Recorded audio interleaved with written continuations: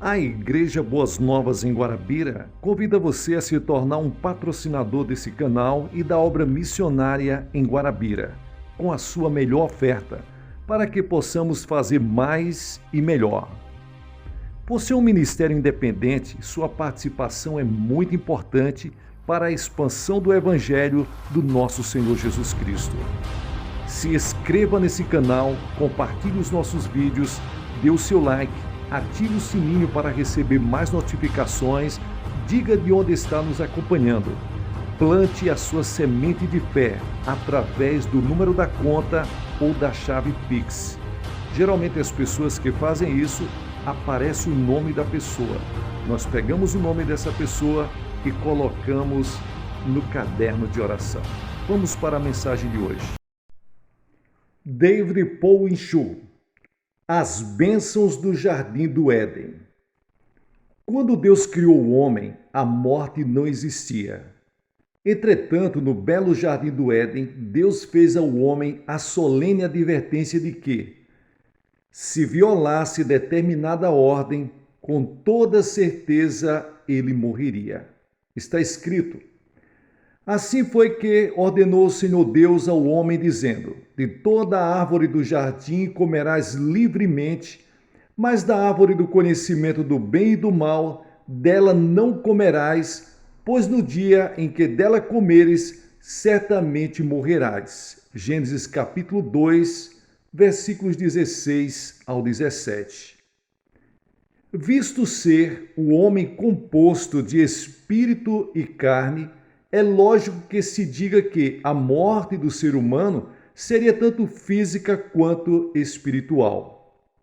Enganada e controlada pela astúcia da serpente, o diabo, Eva comeu do fruto proibido. Em seguida, ela ofereceu a seu marido, Adão, e ele também comeu. Desta forma, ambos desobedeceram para a ordem específica dada por Deus. O resultado foi que o julgamento da morte recaiu sobre ambos. És pó e ao pó tornarás. Gênesis capítulo 3, versículos 19. Essa sentença de morte foi o início da tragédia humana. Por causa da violação da ordem divina, Adão e Eva morreram espiritualmente naquele instante. Quebrou-se a comunhão que tinham com Deus. Morte, nesse contexto, significa separação de Deus, a fonte de toda a vida. A separação de Deus significou o início da corrupção humana. Deus se interessou pelo destino do homem e por isso retirou Adão e Eva do jardim do Éden. Deus sabia que, se eles comessem da árvore da vida, seus corpos viveriam para sempre, mas seus espíritos jamais seriam restaurados para a vida. Assim, para que não estenda a mão e tome também da árvore da vida e coma e viva eternamente. O Senhor Deus o lançou fora do jardim do Éden. Gênesis capítulo 3, versículos 22 ao 23. Passou a vigorar então a lei da vida e da morte, e desde esse instante o ser humano tem estado sob o poder da morte. Esse poder começou a destruir a vida humana, e a morte física passou a dominar o mundo todo. Visto que a morte física e espiritual do ser humano foi resultado do pecado, sua restauração espiritual e física deveria ocorrer mediante a redenção do pecado. A morte física que domina o ser humano veio precedida da morte espiritual. Essa doutrina está bem esclarecida no livro de Jó. Ele devora os membros do seu corpo. Sim, o primogênito da morte devora os seus membros. Jó capítulo 18, versículos 13. O primogênito da morte significa que a morte do espírito sobreveio primeiro, E essa morte do espírito abriu o caminho para a doença, a fim de que esta devore o corpo humano. Logo após a morte do espírito de Adão, a carne começou a sucumbir, devorada lentamente pelo primogênito da morte, a morte do espírito, que resultou no processo de envelhecimento e morte. No começo, o corpo humano feito por Deus tinha tanta saúde que às vezes era preciso que decorressem 1000 anos para que o poder da morte física o vencesse. Nos dias atuais, em nosso mundo moderno, em que a iniquidade do ser humano é desmesuradamente grande, em menos de 100 anos o poder da morte subjuga nosso corpo. Isto demonstra que o homem agora está terrivelmente acorrentado pelo pecado e iniquidade. A morte de nosso espírito é seguida da morte de nosso corpo. Quando o homem perdeu seu caminho, logo perdeu a esperança. Ele sabe em seu coração que lhe falta algo. Se o ser humano não reconhecer que seu problema é de ordem espiritual e não se voltar para o seu Criador e dele receber a paz e a restauração da comunhão com Deus, a criatura humana continuará a vagar, tornando-se presa das doenças. Sabendo que o poder da morte mantém um relacionamento íntimo com o nosso espírito, deveríamos procurar curar as enfermidades do corpo, não apenas mediante a medicina, mas também mediante o entendimento de nossas necessidades espirituais, visto que a morte de nosso espírito sobreveio mediante o pecado. É por isso que Tiago escreveu: confessai os vossos pecados uns aos outros e orai uns pelos outros, para serdes curados. Tiago capítulo 5, versículo 16. Podemos concluir, portanto, que o perdão de nossos pecados e a cura de nossas doenças foram incluídas na graça redentora de nosso Senhor Jesus Cristo. Alguém poderia perguntar: por que então nós morremos fisicamente, embora tenhamos recebido perdão de pecados? Sim, morremos ainda que tenhamos sido perdoados de nossos pecados. Fomos perdoados por dádiva gratuita. Depois da experiência da regeneração, continuamos a andar aos poucos na direção da santidade, até que o Senhor Jesus regresse do céu, para tornar nosso corpo e espírito perfeitos nele. Então, receberemos o corpo glorificado pela ressurreição. Assim diz a Bíblia: o último inimigo que será destruído é a morte. 1 Coríntios capítulo 15, versículos 26.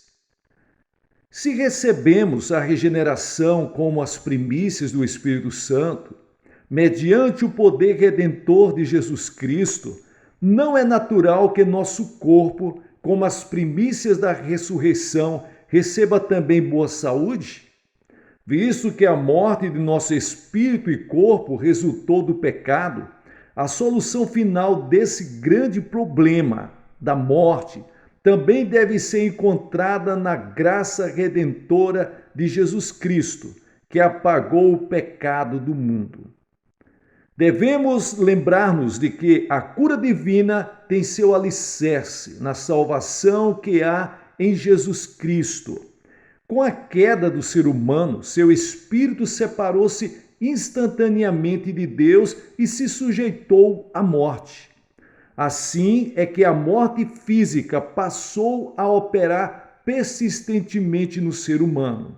De modo semelhante, quando recebemos a Jesus Cristo como nosso Senhor e Salvador, nosso espírito é vivificado e instantaneamente libertado da culpa do pecado e do poder do pecado também. Nosso espírito se despreende imediatamente do reino da morte espiritual e, liberto do pecado, penetra na vida de Deus. fica restaurada a nossa comunhão com Deus.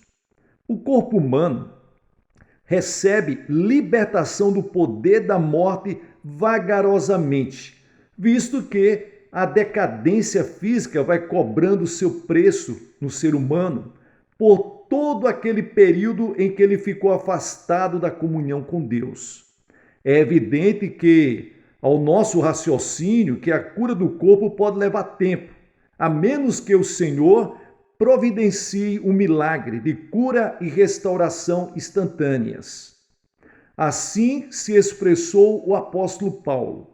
Se o espírito daquele que dentre os mortos ressuscitou a Jesus Cristo habita em vós, aquele que dentre os mortos ressuscitou a Cristo Jesus vivificará também vossos corpos mortais pelo seu Espírito que em vós habita. Romanos capítulo 8 e o versículo 11. A frase vivificará também os vossos corpos mortais pelo Espírito que em vós habita, nesse versículo, não se refere para a ressurreição do nosso corpo. Se significasse a ressurreição do corpo, poderia dizer o seguinte: vivificará também os vossos corpos que estão mortos.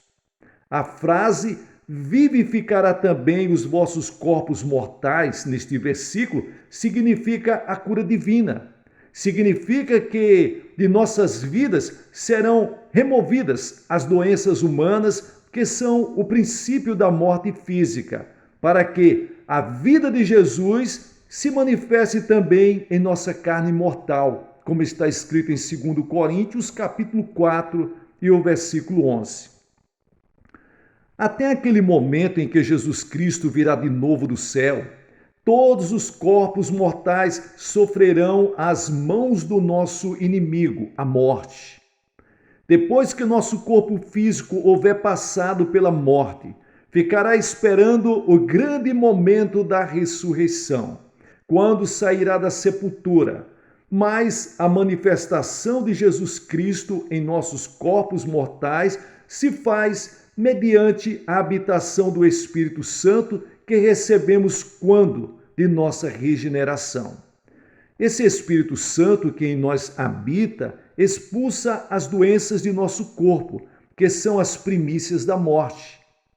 Nós, cristãos, podemos viver aqui na terra livres de doenças. Se o Senhor nos chamar para o céu antes da volta de Cristo, simplesmente adormeceremos, aguardando que Ele volte em sua glória. Se o Senhor Jesus voltar antes de dormirmos, nossos corpos mortais se transformarão instantaneamente em corpos imortais. A salvação de nossa carne inicia-se quando nós nos recusamos a aceitar as primícias da morte física, as doenças. A salvação de nossa carne se completará quando o Senhor Jesus vier de novo e nos der corpos ressurretos. Naquele dia, nosso último inimigo, a morte, será completamente destruído. Deus abençoe a todos em nome de Jesus. Vamos continuar falando a respeito da cura divina em toda a Bíblia Sagrada. Começando do livro de Gênesis até o Apocalipse, a cura é para todos aqueles que crêem na pessoa gloriosa do nosso Senhor e Salvador Jesus Cristo. Amém. Pessoal, quero agradecer de todo o coração a sua companhia, tem sido muito importante compartilhar a palavra de Deus para todos. Nosso desejo é inflamar os corações desta geração e das futuras gerações com a palavra de Deus, para crer no Evangelho completo, o Evangelho pleno, de salvação, curas, milagres, poder, grandezas de Deus e grandes maravilhas. Que Deus abençoe. Dê uma olhadinha se você já está inscrito no canal, ative o sininho para receber as notificações, dê o seu like, é muito importante. Que Deus abençoe. Muito obrigado a todos vocês que têm abençoado o canal, que têm estendido a sua mão, e Deus com certeza vai te abençoar muitas e muitas e muitas vezes mais, Em nome de Jesus, amém. Sucesso na sua caminhada.